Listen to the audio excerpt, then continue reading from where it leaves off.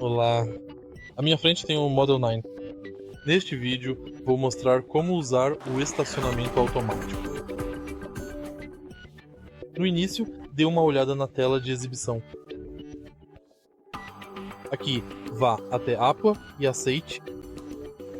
Selecione o modo de estacionamento, por exemplo, automático, reacompanhando e seleção de vaga. E agora, afivele o cinto de segurança.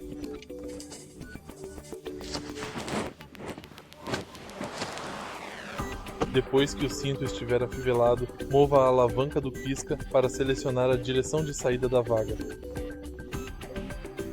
Mantenha o freio pressionado e clique em Iniciar estacionamento. Em seguida, seu carro irá se mover automaticamente da vaga ou estacionar.